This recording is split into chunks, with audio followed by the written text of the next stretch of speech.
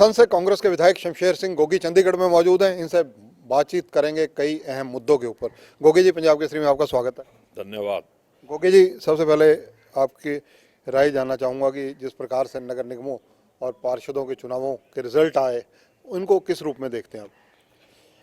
देखो, इसमें मेरे हिसाब से कांग्रेस की बढ़िया परफॉर्मेंस रही है।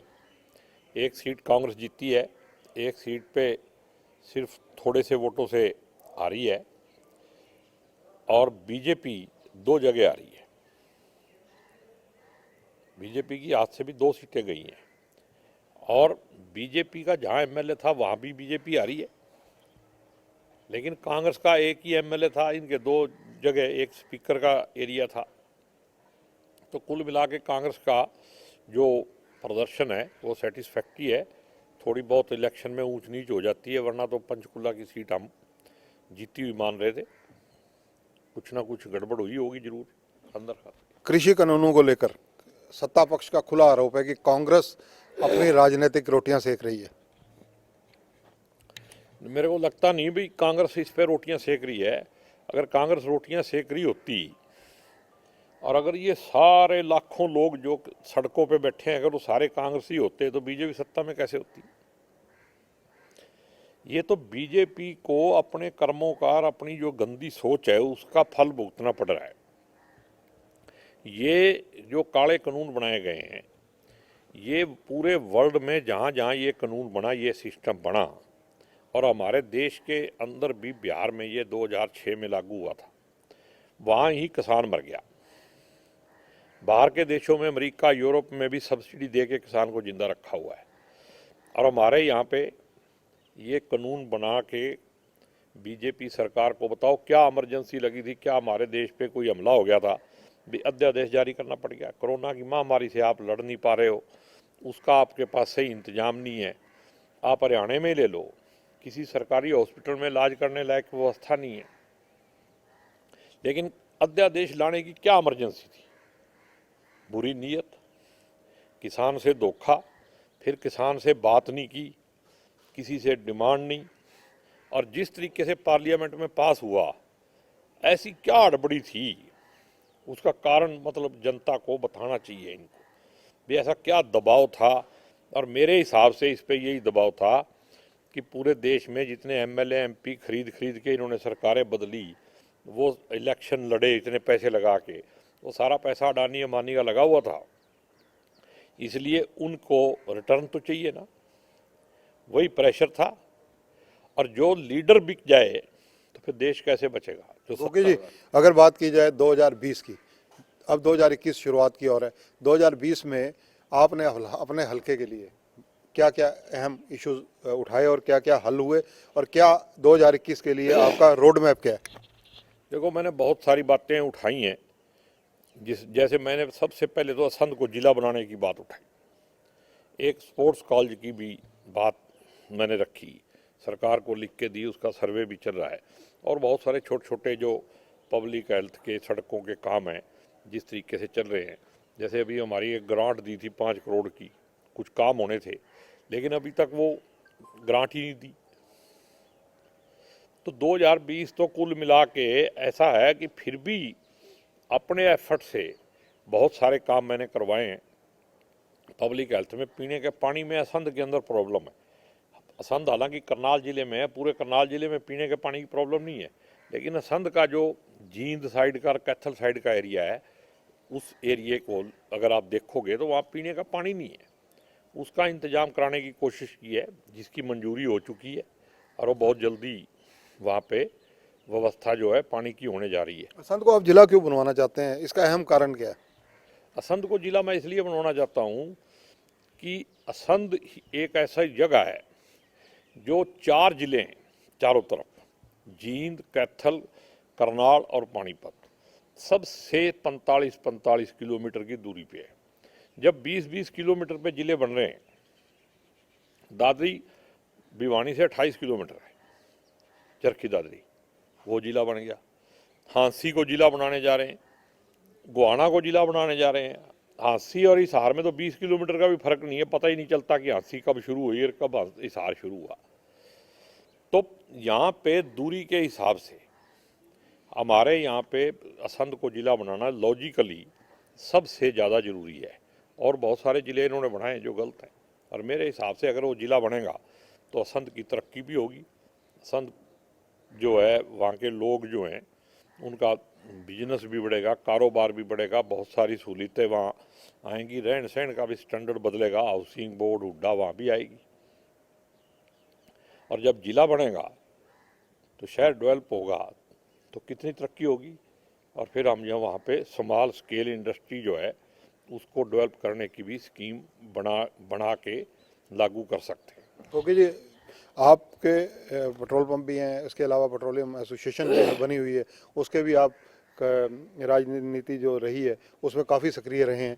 तो जो पेट्रोल और डीजल के दाम बढ़ रहे हैं, इसको लेकर आपका क्या मानना है? ये भी जैसे ये काले कानून बनाए हैं, उसी नीति के तहत अंबानी जी को फायदा पहुंचाने के लिए अडानी जी को सारी गैस के कनेक्शन दे दिए। पूरी रेलवे का डीजल जो है वो रिलायंस से इंडस्ट्री से आ रहा है। इन अपनी जो सरकारी कंपनियां जो सक्षम हैं, जो जैसे आईओसी 500 फॉर्चून कंपनी है, उनको कमज़ोर किया जा रहा है और प्राइवेट कंपनियों को बढ़ावा दिया जा रहा है, क्योंकि सरकारी कंपनियों को बेचने की प्लान है। और जो ये तेल के रेट घट नहीं रहे उसके पीछे भी अंबानी जी हैं, क्योंकि इसका सारा प्रॉफिट तो वो ले रहे हैं। हमारी जो सरकारी रिफाइनरीज हैं उनको डेवलप नहीं किया इसके बीच के उसमें, और पहले दिन से इनकी नीति रही है। मैं तो एसोसिएशन का ऑल इंडिया का प्रधान रहा हूँ। जो हमारे मंत्री जी हैं, कितने बड़े बड़े उन्होंने झूठ बोले, 10 लाख लोगों को हमने नौकरी दे दी। अरे तूने पंप तो लगाए नहीं 5 भी, 10 लाख लोग कहाँ से लगे हो? तो पहले से लगे हुए हैं। मतलब हर चीज़ को ऐसे बढ़ा चढ़ा के दिखाते हैं और सरकारी कंपनियों को कमज़ोर कर रहे हैं। जो नेटवर्क बना हुआ है, बना बनाया नेटवर्क अंबानी जी को सौंपना चाहते हैं। अब ये बिड होने के बाद भी वो क्यों नहीं खुल रही? क्योंकि अंबानी जी सस्ता खरीदना चाहते हैं। दूसरे लोग जब बिड कर देते हैं फिर कहते हैं कैंसिल होगी ये बिड, अब नहीं ले आएंगे। तो ये पूरा सिस्टम जो है आज के दिन 30 से 35 रुपये रेट होना चाहिए, जो 90 से 100 रुपये पहुंचा हुआ है। मतलब इतनी लूट। वेलफेयर गवर्नमेंट लिखी हुई है संविधान के अंदर। मेरे ख्याल में वेलफेयर लफ्ज हटा ही देना चाहिए। वैसे तो लोकतंत्र ही ख़त्म कर दिया इन्होंने। जैसे ये कानून चल रहे हैं, जिस तरीके का ये रवैया सरकार का चल रहा है, लोकतंत्र और संविधान पूरी तरह खतरे में है। देश के आम नागरिक को जागना चाहिए। नागरिक होने का मतलब हर नागरिक को पता होना चाहिए। नागरिक की जगह अगर धर्म और जाति का नशा बढ़ जाएगा तो फिर ये देश तो बर्बाद होगा ही होगा। और उसको करने पे आरएसएस और बीजेपी पूरी तरह से लगे हुए हैं। गोगी जी, विपक्ष के विधायक हैं, कांग्रेस के विधायक हैं, पहली बार आप विधायक बने हैं, आपका अनुभव क्या रहा इस एक साल में, पिछला जो 2020 रहा है?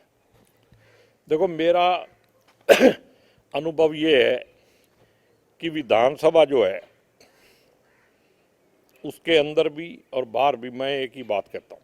मैंने विधानसभा के अंदर भी कहा कि जिस दिन हमारे नेताओं की नीयत ठीक हो जाएगी उसी दिन देश का सुधार हो जाएगा। और मैंने 26 नवंबर 2019 को जब संविधान दिवस मनाया गया था, तो आपको अगर याद होगा, आप थे वहाँ, मैंने उस दिन भी कहा था कि अगर संविधान को कहीं खतरा है, देश को कहीं खतरा है, तो इन चुने हुए नुमाइंदों से, हमारे चुने हुए नुमाइंदों में ही गड़बड़ है। आप लॉकडाउन में देख लो, आप शराब घोटाले को ही ले लो, चुने हुए नुमाइंदे उसमें भी शामिल हैं। अफसर तो हर जगह शामिल हैं। अफसर इसलिए शामिल हैं कि अफसरों के माध्यम से ही नेता लोग ठगी करते हैं, इसीलिए अफसरशाही आ गई है। अगर नेताओं की नीयत ठीक हो जाए तो मेरा एक्सपीरियंस ये है कि लोकतंत्र को कमज़ोर करने का काम भी हम ही करते हैं, जो चुने हुए नुमाइंदे हैं। और चुने हुए नुमाइंदों को ही जनता को सुधारना चाहिए। जो लोग यहाँ अब जैसे विपक्ष को बोलने नहीं देते, जितनी बार बोलना होता है धक्का करना पड़ता है। बाकी चीज़ों पे बहुत सारे पैसे लग सकते हैं। 2 दिन सेशन बढ़ा के लोगों को बोलने का मौका दो। जो नए एमएलए बन के आए हैं, जैसे पार्लियामेंट में एक मेड इन स्पीच होती है, तो यहाँ भी होनी चाहिए। भाई कोई एमएलए बन के आया, उसको आप पहले टाइम दो, भाई आप 15 मिनट 20 मिनट चाहे जितना मर्जी बोलो, आप अपने विचार रखो, बाद में फिर रेगुलेशन लागू करो, रूल एंड रेगुलेशन में बाद में आओ। एक बार स्पीकर को देना चाहिए, जो पुराने लोग हैं उनको भी सारों को मिल के ये फैसला करना चाहिए कि नए लोगों को बोलने का मौका देना चाहिए, उनकी बात सुननी चाहिए, तभी सुधार होगा। और विधानसभा का सदुपयोग जो है पूरी तरह से नहीं होता है। ये बात मैं तो एक तरफा भाई हाँ ना, ये कोई तरीका है? कोई डिस्कशन नहीं। आप कोई अमेंडमेंट करते हो, कुछ भी करते हो, उस पर आप डिस्कशन करना नहीं चाहते क्योंकि लाइव चलता है, लोग देख ना ले। बीजेपी, जेजेपी और निर्दलियों की सरकार, इस पर आपकी टिप्पणी क्या है? देखो, ऐसे है, चाहे जेजेपी हो चाहे बीजेपी हो, रोते हुए लोगों की सरकार है ये।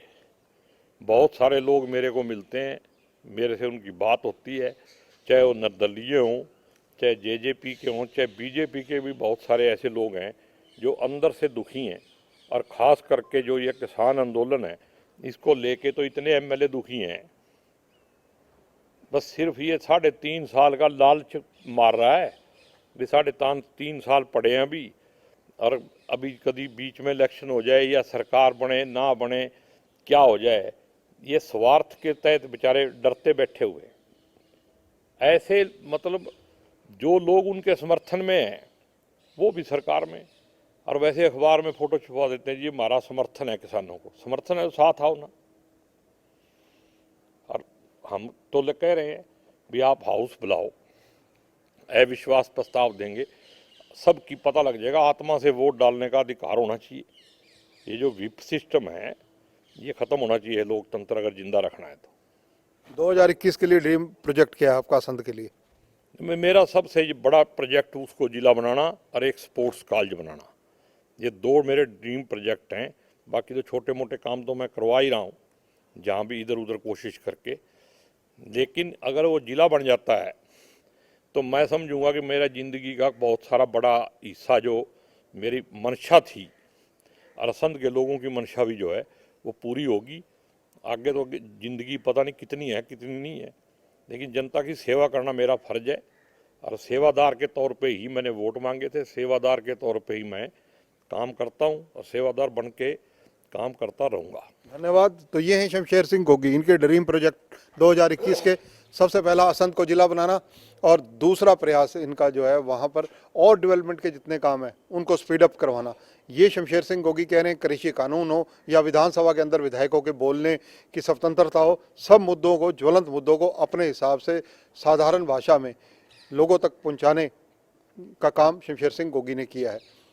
कैमरामैन जितेंद्र के साथ चंद्रशेखर धरनी, पंजाब केसरी टीवी, चंडीगढ़।